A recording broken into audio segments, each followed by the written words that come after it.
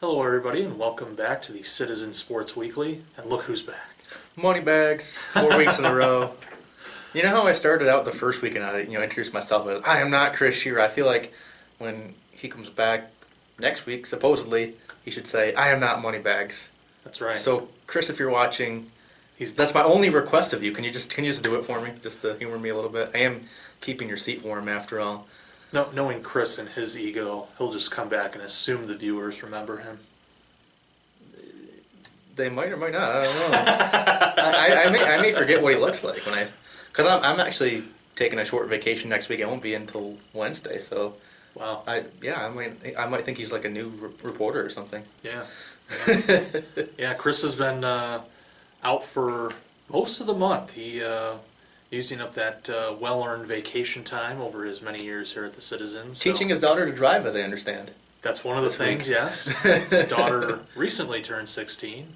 And, Just this week or end of last week, I think. Yeah, within the past week or Popped so. up on Facebook. I saw Maggie turned 16, so shout out to her for 16. Yeah. And then Chris took his other daughter, I believe, to Pittsburgh.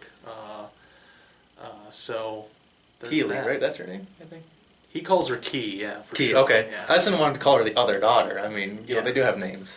I suppose they have names. But yeah, they went to PNC Park, the home of the Pittsburgh Pirates. A great ballpark, by the way. My favorite, even though I'm a Nationals fan. Really? Why? Yeah. Why is that? I've only really seen it from the outside. It's a beautiful park, beautiful scenery, great food there. You know, Pittsburgh is a great place to go for food. Just so many Yeah, options, and Boston. And Speaking of good food and good ballparks. absolutely. But yeah, PNC Park. The other thing too is great sight lines. I mean, you're looking out. You've got the bridge there. You've got the city. You know where it's located is a pretty good spot. I kicked myself back. I want to say it was like 7 years ago.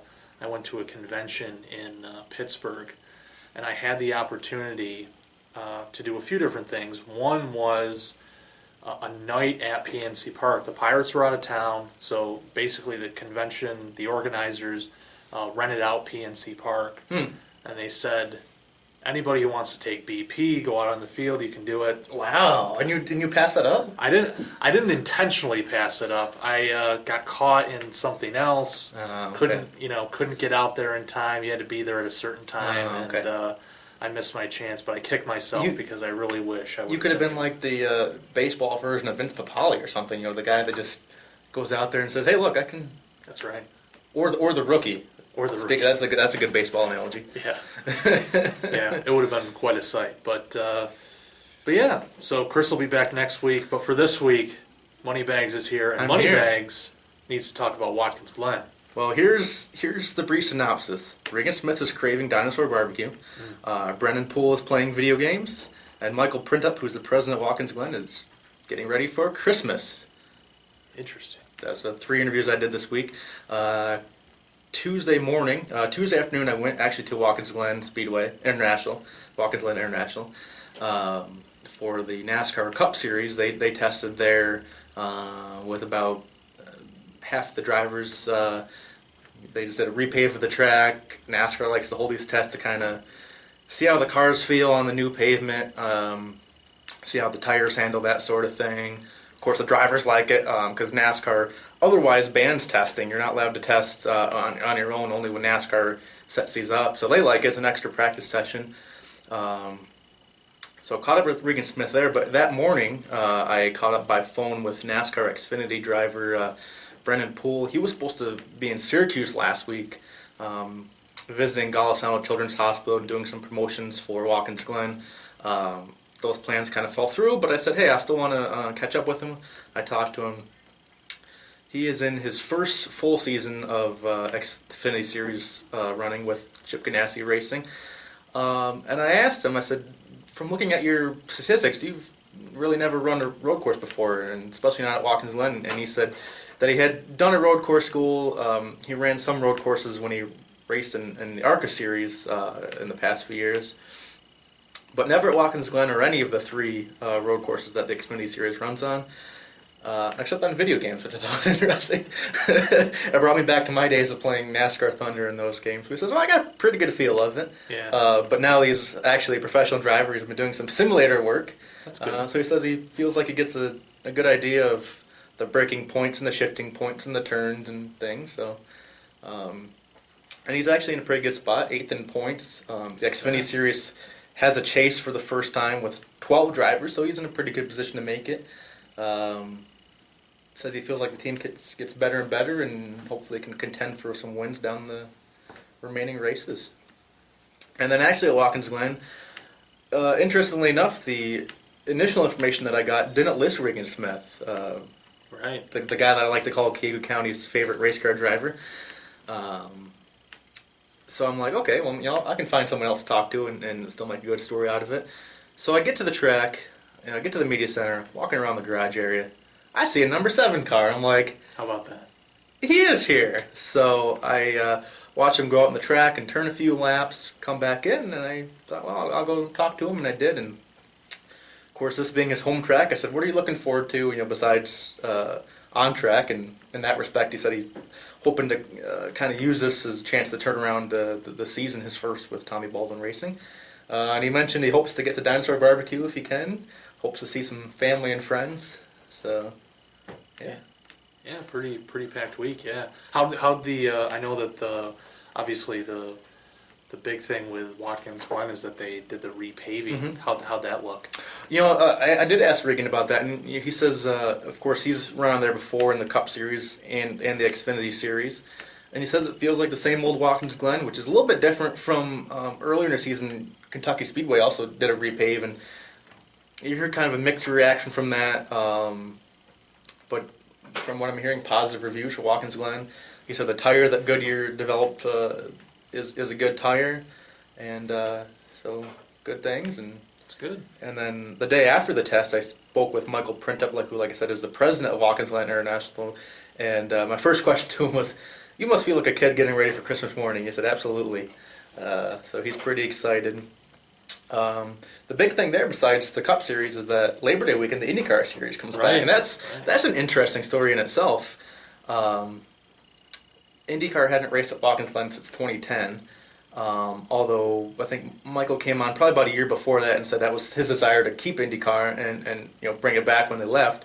And it happened that actually earlier this year he was talking to Jay Fry, who is the president of IndyCar, to say what can we do for 2017. And they had been talking, and then in May, the previously planned Boston Grand Prix fell through for a variety of reasons. And he said, Jay Fry called me up and said, let's do something this year. And he said within a few days they had the deal together. So That's pretty nice. he's pretty excited about that. He realizes with only about 3 months to plan and promote this, they're not going to set any attendance records. They're hoping to put on a solid enough show with good fan response that IndyCar will say, yeah, let's do a long-term deal. Right. So I'm pretty excited for that. I'm planning on going one way or another, either as a fan or as media. And I love watching the Indy cars. I've been to the Indy 500 twice, watched them on TV. Looking forward to seeing them in person. Yeah, that'll be cool and good for Watkins Glen that they get a major racing circuit back. Cool. So yeah. I mean for us, I mean for us here in upstate New York, I mean it's the closest thing that we get. Yeah, to, sure. It's the closest track we have, and there's we've talked about this before. The people, kind of road course or anti-road course, whatever. But I mean, it's still racing, and I think a lot of people use it as an opportunity to go out and see their favorite drivers. Yeah, sure. So, sure. I mean, it's close enough for I think a lot of people in upstate New York, whether you live in the Southern Tier, Finger Lakes, or Central New York, even Western New York. I know that I have some friends that live in the Buffalo area that made the trip out last year to Watkins Glen for NASCAR weekend. So, it's a great little gem here, and I don't know if it's the number one racetrack in the country. But hey, USA Today says it is. I'll say it. I mean, another thing I asked him, and like we've talked about, the last 5 years or so, has just become definitely one of the most exciting races throughout the year on the NASCAR circuit. And He said that's a combination of the drivers and cars just getting better at road courses, but he says the track's done a few things to help the drivers be better, help them be better and go faster and that kind of thing. So Yeah, that's good. So what else do you want to talk about? Because this is oh man, it's my last chance, huh? your last Wow. time on the video So for a much little pressure. while. Hey, Mike Piazza's in the Hall of Fame. That's Yeah, pretty exciting. yeah, Brett Favre soon to It's be going officially in, in. yeah. So I think next weekend is yeah, is it's got to be Can- is coming up. Canton. Yeah. So yeah, because I remember a few years ago going to Andre Reed's induction ceremony, and that was down in Canton, Ohio, of course, and a great experience. Sure. Just a great chance to go, and a lot of Bills fans there, given the proximity. I mean, you're talking only a couple hours away from Western New York, really. But one of the highlights of that trip was I was able to stop in Fredonia, where I went to college, and checked out the campus. I hadn't been on campus since I graduated, so Wow. so it'd been a while, and to see how things look now, it was impressive. It was kind of cool to be there. So glad to get that opportunity, and it was even better because I went with my wife, who was then my girlfriend. We both went to Fredonia, so it was fun to kind of walk through there. But yeah, the Pro Football Hall of Fame weekend, the Baseball Hall of Fame weekend, great moments in the summer. Sure. For these athletes, and yeah, Mike Piazza is certainly deserving, and nice to see him going as a Met too. Yeah, So- absolutely. That's so- pretty exciting. Good- Something good for the Mets. I know it's been kind of a rough stretch lately, but we'll see. Yeah. It's it's an interesting season this year, MLB. I think we can close out on this note, but the Mets still in contention, but the Nationals, my Nationals, holding on to the NL East lead for now. We'll see. One thing with the Nationals is they might need some bullpen help, so we'll see what they do. The trade deadline, I believe, is Sunday.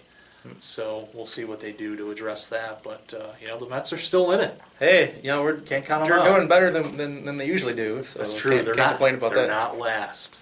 Yes, That's right. Well, Moneybags, it's been good having you on this month. Oh, I was just gonna say, speaking of the Nationals, I'm gonna be at the Auburn Double Days game tonight, so I'm looking Well, forward. there to you that. go. So if you're Against going to the game, West Virginia Black Bears, who, if I remember right, is the team that relocated from Batavia. Is that Jamestown. Jamestown? Yep. Okay. Yep, Jamestown. The Jamestown Jammers. I forgot how long that team was in Jamestown for, but they moved a couple seasons ago to West Virginia, to Morgantown specifically. Oh, okay. Yep. To a facility there, which I believe they're sharing with West Virginia University. Oh, okay. The Interesting. baseball team there. So that's New York Penn League baseball for you these days. Chris and I have talked about this before. The teams in upstate New York. How many there used to be and how many there are now. I mean, you're really looking at. There's a couple in the Albany area, but you start heading west, and really you're talking about, for now, Auburn and Batavia, and there's talk about Batavia possibly moving at some point. So it'll be interesting to see what happens over the next few years with that. It's possible that Auburn will stand alone for a while. And then, Yeah, what do you think is the future of the Double Days? I don't know that there really hasn't been talk of them leaving, but I know they. Yeah. Well, it's a unique situation. I mean, for most teams, I think the situation is that they're privately owned. So, if say someone from the outside, a different city makes an offer, Sure. it's possible that owner would consider that, for financial reasons or, any other reasons really, logistics or what have you. The Double Days are actually owned by the city. There's a separate, Okay. entity that owns them, but they are, technically owned by the city. So, it's a situation where, the city obviously would like to keep the Double Days here. And so if there are any offers made, chances are the city will probably turn them down. We can get into a, discussion, I guess, for a long time about, whether that's the right move financially, should governments be in the sports business, that kind of thing. But, they, they're kind of the guardians, if you will, of the Double A's. So I don't think you'll see a situation like Jamestown, like Batavia, where you have people with deep pockets who are saying, "Oh, let's move this team to say Maryland or West Virginia in Jamestown's case." So, but it's the Double A's are here. Double A's are here. They will be here this year. They're having a pretty decent season too, from what I'm hearing. Yeah, I mean, I've kind of been out of the loop, but yeah, I mean, I think they're playing around 500.